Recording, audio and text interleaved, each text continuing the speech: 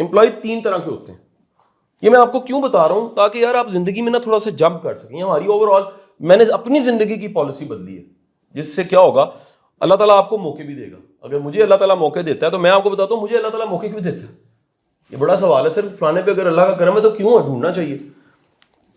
इसमें एक कैटेगरी है, ध्यान से सुनिएगा, ये कैटेगरी बेसिकली इसको मैं कहता हूं ये एल कैटेगरी है। L is a lower category, ठीक है जी। एक कैटेगरी है इसमें, ये कैटेगरी जो है ना जी, वो इसको मैं एम कहता हूं, मीडियम कैटेगरी है वर्कर की, एम्प्लॉय की। एक कैटेगरी जो है ना सर, इसकी साइकोलॉजी मैं आपको बताता हूं, ये इसमें इलीट है। ये बेसिकली इसकी टी कह लें, टॉप कैटेगरी आप कह लें समझने के लिए। L is lower, M is medium, T is top. अच्छा मैं बता दूं मेरी बातों से, प्लीज मुमकिन है कोई वीडियो में सुनते हुए जब मैं इसे एक्सप्लेन करूं वो माइंड कर जाए कि सर ये आपने इसको बुरा कहा है। मैंने किसी को बुरा नहीं कहा, किसी को अच्छा नहीं कहा। मैं बताना चाह रहा हूं एम्प्लॉय के 3 तरह के माइंडसेट हैं। उन 3 तरह के माइंडसेट के कुछ फायदे हैं और कुछ नुकसान है, वो आपको पता होना चाहिए। और ये क्या होता है, इनकी साइकोलॉजी क्या होती है। मैं तो लोगों को, मैं ऑब्वियसली मैं कह नहीं सकता माइंड कर जाएगा, मैं सबको बिठा के तो कह सकता हूं कि यार मुमकिन है कोई इंप्रूव हो जाए, कोई यहां से मुमकिन है यहां जंप कर जाए, कोई यहां से मुमकिन है यहां जंप कर जाए, कोई मुमकिन है। अच्छा इसका बड़ा चांस होता है, याद रखिएगा, ये बड़ा तेजी के साथ इधर जा सकता है, इसमें बड़ी एबिलिटी होती है तेजी के साथ। ये टॉप कैटेगरी में पहले ही होता है, इसने सिर्फ सर्विसेज में आना होता है। इसके भी टॉप कैटेगरी में बड़ा चांस होता है इधर जाने का। इसकी टॉप कैटेगरी में बड़ी चांस है, पैसा इतना कमा लेता है बंदा, कहता है यार मैं क्या जरूरत पड़ी बिजनेस करने की, इन्वेस्टमेंट क्यों ना करूं। समझे कि नहीं समझे। तो वो आप उस बॉर्डर लाइन पे पहुंचे बगैर ये नहीं सोचेगा कभी भी, याद रखिएगा। लेबर कैटेगरी या लोअर कैटेगरी कभी नहीं सोचेगी सर्विसेज का। हाँ अगर सोचेगी तो तेजी के साथ ये प्रोसेस मुकम्मल करेगी, यहां से पहले यहां आएगी ऐसे करके और उसके बाद इधर मूव कर देगी। ये कभी हो ही नहीं सकता कि एक सर्विसेज देने वाला इन्वेस्टमेंट का सोचे। हाँ एक प्लॉट लेना कोई इन्वेस्टमेंट नहीं है, एज बिजनेस इन्वेस्टमेंट करना इन्वेस्टमेंट है। वापिस आता हूं, इसका माइंडसेट, इसके माइंडसेट, इसके माइंडसेट में फर्क क्या है। याद रखिएगा ये जो कैटेगरी है ना, लोअर कैटेगरी, इसकी बुनियादी सोच दिहाड़ी की होती है, वन डे गोल ओनली। इसके अलावा इसकी कोई बड़ी अचीवमेंट नहीं होती। और माफी के साथ कहूं कि आपकी जो कौम में बड़ी तादाद है ना, वो मेंटली लेबर है। इससे भी एक लोअर कैटेगरी है, इससे नीचे कैटेगरी है, वो नकट्टुओं की है। दे डू नथिंग, वो कहते हैं यार कुछ ना करना बड़े पैसे आ जाए। वो इंतहाई खतरनाक कैटेगरी, प्रोक्रास्टिनेशन की इंतहा होती है उन लोगों में, कर लेते हैं, देख लेते हैं, हो जाता है। ये कैटेगरी वो है जो दिहाड़ी की सोच पे है, जो वन डे से बड़ा विजन नहीं बना सकती, जो सुबह काम शुरू करती है और शाम। ये लाजमी नहीं है कि जो थड़ों पे बैठे मजदूर हैं ये वही हों, ये दफ्तरों में भी हैं, हर जगह पे पाए जाते हैं। इनके लिए आज के दिन का सर्वाइवल से ऊपर कोई इनका मिशन नहीं है। इनको कोई अपग्रेड करने का होने का शौक नहीं होता। इनकी मैं आपको माइंडसेट की निशानियां बता रहा हूं। इनके लिए टिप, इनके लिए शाबाशी बहुत बड़ी अचीवमेंट होती है। ये साइकी है, अगर किसी को टिप से या शाबाशी से बड़ी खुशी मिलती है वो बेसिकली लेबर है। क्योंकि ये कैटेगरी में जाके इधर जाके बंदे में खुददारी इतनी होती है, बंदा फेंक देता है, कहता है आई एम सॉरी सर। जना का वाकया आपने सुना होगा, किसी वो केस विन कर लिया तो उसने को गिफ्ट दिया, उसने कहा आई एम सॉरी मैं नहीं लेता, मैं क्लियर कट में अपना सर्विसेज दे रहा हूं आपको, उसके पैसे आप मुझे को मोहब्बत की बेस पे तो नहीं दे रहे ना। एक मोहब्बत की बेस पे गिफ्ट है, एक है कोई कह रहा है यार आपने मेरा काम किया, ये रखे ना जी आप बेटे कुछ खा पी लेना। ये लेबर कैटेगरी में होता है। मैं क्रिटिसाइज नहीं कर रहा, मैं मेंटली आपको बता रहा हूं। इस साइकोलॉजी को अगर समझ लेना तो आपको दुनिया के सारे बिजनेसमैन की सोच भी समझ आ जाती है, हाउ दे ऑपरेट। उन्हें फौरन पता लगता है लेबर है। इसमें जालिम बिजनेसमैन हुए जो ग्रो ना करने दे। जो बड़े दिल वाला है वो चाहेगा यार ये इधर आ जाए और ये वाला इधर आ जाए और ये इधर आ जाए और कल को इधर जाए और मौजे मारे। बात नहीं समझ आई। छोटा बंदा सोचेगा यार फंसा हुआ है ना, फंसा रहे। बड़ा बंदा, अब मेरे पास एक लड़का है, उसने मुझे ये कहानी सुनाई, उसके नाम से सारे वाकिफ हैं। वो एक लाहौर के मारूफ जो चेन है पाकिस्तान की बिजनेस स्टोर्स की, उनके घर में इलेक्ट्रिशियन था।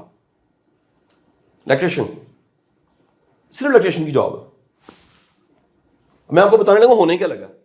वो घर में जाता था ना तो बाजी को बड़ा एक दिन उस पर प्यार आया, रहम आया, यार इतना अच्छा बच्चा है, इंतहा का ओबीडियंट, इंतहा की आंख में शर्म, इंतहा का सेल्फलेस। ये सुनिएगा जरा, सेल्फलेस का वर्ड कोमा में कर लीजिएगा। यानी कि 2 बटन ठीक किए तो वो कहता है छोटो पैसे की देने। अब ये कई लोग मुंशी होते हैं ज़हनी तौर पे, वो ना लिखते जा रहे थे 2 बटन, वो कैटेगरी नहीं थी। बाजी ने उसको मौका दे दिया। मौका कहाँ दिया? अलफता, ये अलफता की फैमिली का वाक़या है। और लड़का कौन है? Apple man Usman. 29 आउटलेट है उसके, और पेपर मिल लगा चुका है इस वक्त। 30-32 साल का लड़का, इलेक्ट्रिशियन। वजह क्या है? आया ये था, तेजी के साथ जंप करके यहां चला गया। 29 आउटलेट का मतलब जानते हैं क्या है? वो सेबों की दुकान पे नहीं बैठा हुआ, एप्पल के सामान बेचता है। वहां पर तो सिर्फ वो मोबाइल फोन लेकर जाएं और सिर्फ कवर चेंज कराएं, कुछ चीजें चेंज कराएं, तो वो आपका बिल जो है 20-30 हजार रुपये बना होता है। तो सोचे 29 आउटलेट, पेपर मिल अपनी यूं करके जम कर गया। लेकिन कोई पोटेंशियल था ना। हम मेहरबानी बाजी की, अल्लाह ताला ने जिंदगी दे, और शेख साहब को जिंदगी दे, शेख इरफान साहब को, ऐसे करके शां करके बोले। और कमाल उसमें खूबी है, मैं उसकी खूबियां नहीं आपको बता सकता। मेरा तो ताबेदार बच्चा है ना, स्टूडेंट है मेरा। वापिस आते हैं। अब जनाबे वाला, इसकी मेंटालिटी में क्या होता है, याद रखिएगा, ये हमेशा पैनीज में लड़ेगा। इसकी जो फाइट है ना, वो चवानियों की, दुआनियों की, अठियानियों की लड़ाई होगी। ये आपको बस में लड़ता नजर आएगा। अब वो उसको जस्टिफाई करेगा कि मैं हूं ही गरीब, तो मेरा क्या कसूर है, मेरे पास चवानी दुआनी है। नहीं समझ? असल में वो गरीब होना नहीं मसला, दिल का गरीब होना बहुत बड़ा मसला है। जो दिल का गरीब है ना, वो बंदा तरक्की नहीं कर सकता। उसका जो, एक सीधे लफ्जों में कहूं, ये मकनातीस है ना उसका, ये नॉर्थ पोल साउथ पोल, उसके अंदर वो कशिश ही पैदा नहीं होती जिससे पैसा आता है या तरक्की होती है। यानी मैं किसी के लिए, या दुनिया का कोई सेठ, कोई गुरु, कोई मेंटोर क्या कर सकता है अगर वो तुम में रूहानियत नहीं है जिससे चीजें ग्रो करती हैं। अब वो रूहानियत क्या, मैं एंड पे बताऊंगा। वो आखिरकार क्या ऐसा बंदे में होता है जिससे बंदा अगला मौका और ग्रो करने लग पड़ता है। इस कैटेगरी में याद रखिएगा, ये मीडियम कैटेगरी है।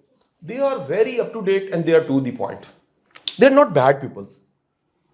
अच्छा, इसमें ये कहलाता टॉपिक है कि एथिकली लो क्यों हो जाते हैं, मैं उस पर नहीं जाना चाहूंगा, मैं इसकी सिर्फ बात करूंगा। ये इनका तराजू बड़ा मजबूत होता है।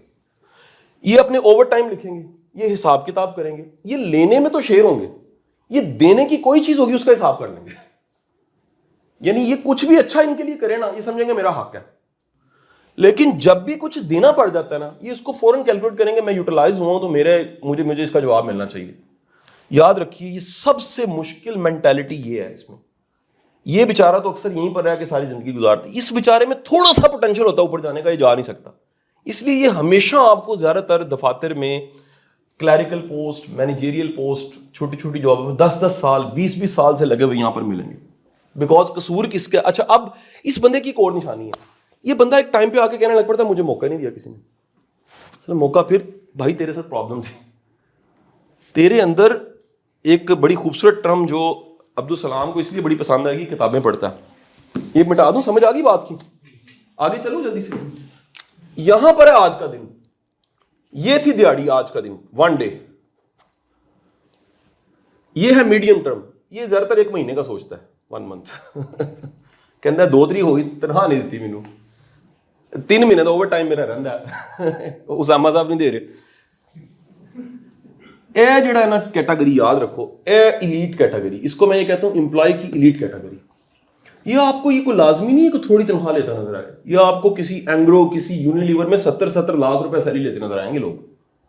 ये इलीट कैटेगरी है। इनका जो विजन है ना, वो 1 मंथ से भी आगे चल जाता है, 1 ईयर तक और ऑनवर्ड आगे। दे ओन्ड इट। इन्हें पता लग जाता है कि जितने पर्क्स मिले हैं, ये उस लेवल पे चले जाते हैं जहां बिजनेसमैन या ग्रुप या कंपनी कहते हैं तुम हमारी परेशानियां ले लो, हम तुम्हारी परेशानियां ले लेते हैं। That's exchange. हम कहते नहीं क्यों इतनी अच्छी गाड़ी दी हुई है, क्यों टैक्सेस कोई कंपनी भर रही है, क्यों 2-2 टूर करवा रही है, क्यों इतना कुछ कर रही है। उसकी रीजन ये है कि बेसिकली उस इलीट को उन्होंने फिक्स कर लिया होगा कि यार तुम हमें जो सर्विसेज दे रहे हो उसका इंतहा का पोटेंशियल है सेल्फ एम्प्लॉयड होने का, इंतहा का इसमें पोटेंशियल होता है, इसका विजन लंबा होता है। याद रखिएगा, जो 1 डे की कमेटी, महीने की कमेटी डालता कभी तरक्की नहीं कर सकता। और ये जो थ्योरी है, इसका नाम था 1 माइल मोर। 1 माइल मोर थ्योरी का मतलब ये है कि आप ट्यूशन पढ़ा रहे हो ना तो आप 10 साल आगे सोचें, आप एकेडमी बना रहे हो तो 10 साल आगे सोचें, आप चंद लोगों को कोचिंग सेशन दे रहे हो तो 10 साल आगे सोचें। आप आज के दिन में 10 साल आगे सोचें कि 10 साल बाद जो मुल्क के 30 लोग होंगे जो मोस्ट रेलिवेंट, मैं उसमें होऊंगा कि नहीं होऊंगा। भाई आप दिमाग की कोई एनर्जी बचा के इधर लगाएंगे तो बनेंगे ना। जब आपकी सोच ही दिहाड़ी की या महीने की सोच है तो आपने तरक्की कहां से करनी है?